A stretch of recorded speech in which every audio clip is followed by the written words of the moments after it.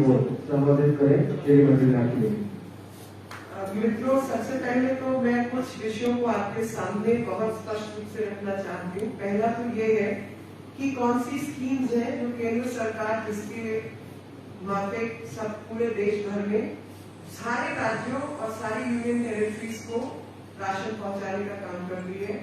वो एक कानून है जिसका नाम है नेशनल फूड सिक्योरिटी एक्ट, और फूड सिक्योरिटी एक्ट के तहत उसकी व्यवस्था क्या होने वाली है, राशन कैसे बंटने वाला है, किस किस का अधिकार है। एक फंडामेंटल राइट के तहत जो है इस नियम में कि सबको भोजन का अधिकार प्राप्त हो, क्योंकि ये राइट टू लाइफ से लिंक है, जिंदा रहने के अधिकार से सीधा सीधा इसका संवाद है। इसलिए इसको कानून के तहत हर राज्य को दिया जाता है। आपको ये समझना होगा कि दिल्ली की एक समतल धरती है, कोई पहाड़ कोई जंगल, वो सब चीजें नहीं है। और उस समतल धरती के ऊपर दिल्ली के कोने कोने में हर बच्चे के पास स्मार्टफोन है और हर जगह पर इंटरनेट की कनेक्टिविटी है। और 2000 से 2000 के आसपास दुकानें हैं जो कि बहुत बढ़िया तरीके से लिंक है। लेकिन बावजूद उसके दिल्ली में लोगों को राशन ना मिले, इसका कारण क्या है? ये वही कारण है जिस प्रकार से जब देश भर में किसान तो बहुत अनाज उगाता था, लेकिन भुखमरी की हालत रहती थी 60 और 70 के दशक में, क्योंकि ब्लैक मार्केटिंग करने वाले जमेलेबाज लोगों का शासन था। आज कुछ ऐसी स्थिति दिल्ली में पैदा कर रखी है। केंद्र सरकार की योजना है, इसका नाम फूड सिक्योरिटी एक्ट है और प्रधानमंत्री गरीब कल्याण अन्न योजना है। दोनों के तहत एक में 2 महीने के लिए फ्री राशन दिया है और दूसरी योजना में लगातार लोगों को राशन उपलब्ध है और सबको राशन मिले। परिवार का कोई व्यक्ति बाहर काम नौकरी करता है तब भी उसको राशन की दुविधा ना हो, इसलिए इस सबको आधार से लिंक किया गया।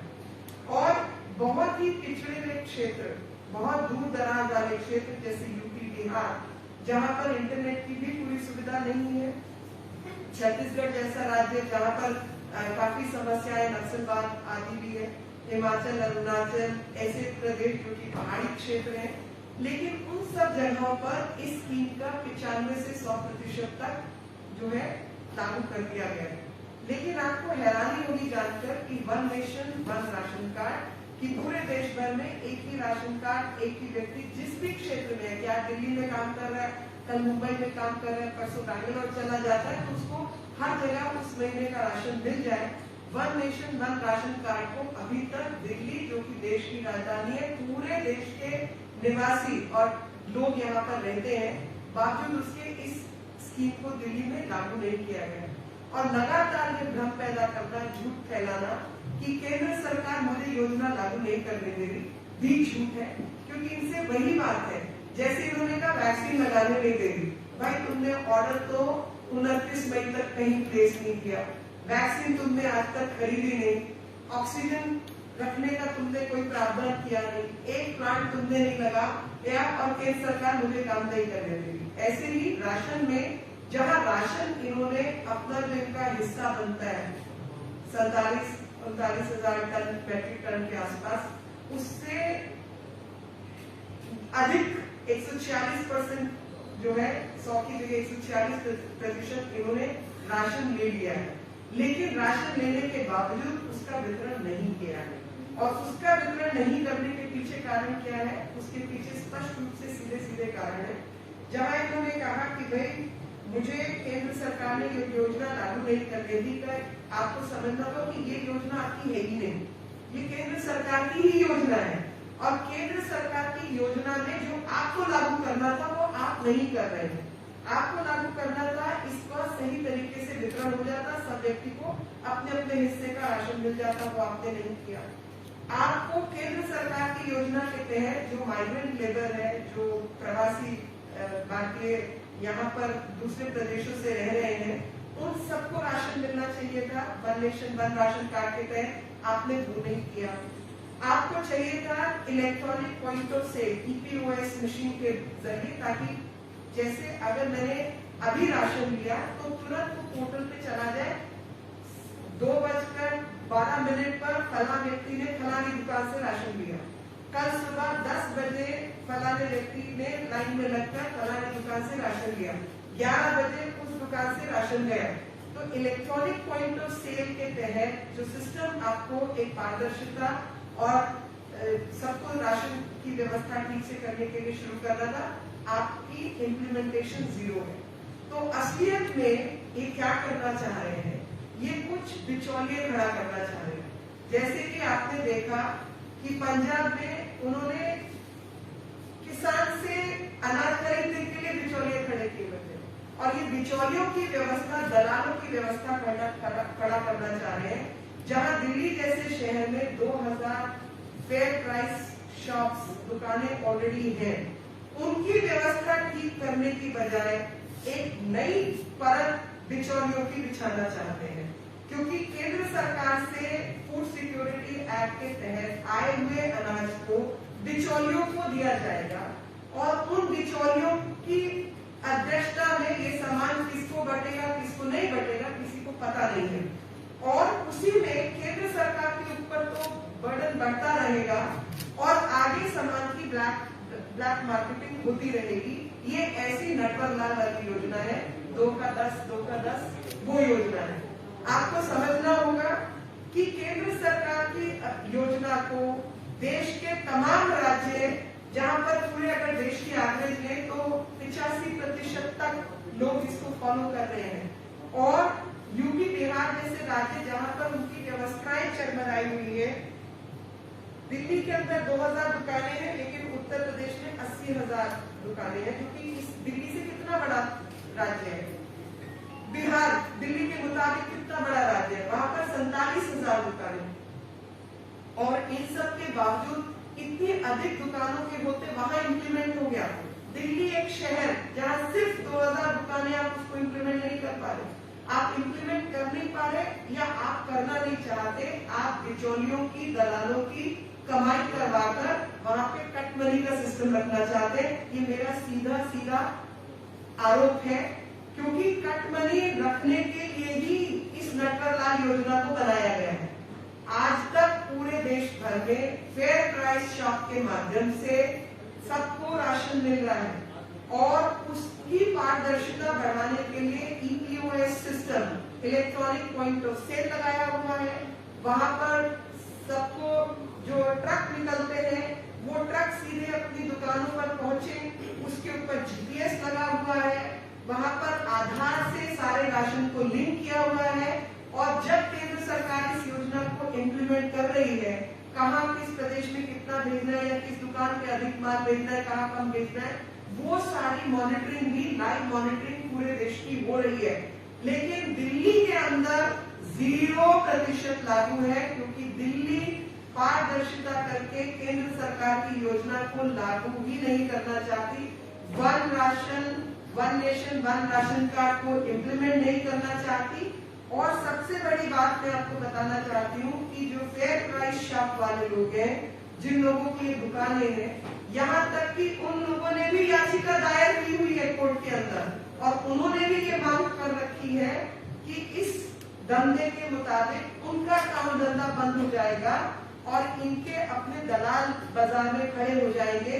जबकि लोगों को कहा जाएगा घर घर राशन पहुंचाए, किसके घर पहुंचा, किसके नहीं पहुंचा, उसका कोई तरीका नहीं है मॉनिटरिंग का, और एक नई परत दलालों की बीच में खड़ी हो जाएगी। क्योंकि ये अपने लोगों को, जैसे हमने ऑक्सीजन के समय पर देखा, NLS को सिलेंडर निकल रहे हैं, कहीं पर दवाइयां रेमडेसिविर, केंद्र सरकार ने 2.5 लाख रेमडेसिविर भेजी, इन्होंने हाईकोर्ट में बताया कि सिर्फ 50,000 और 54,000 इनको मिली है, 2 लाख गायब कर दी।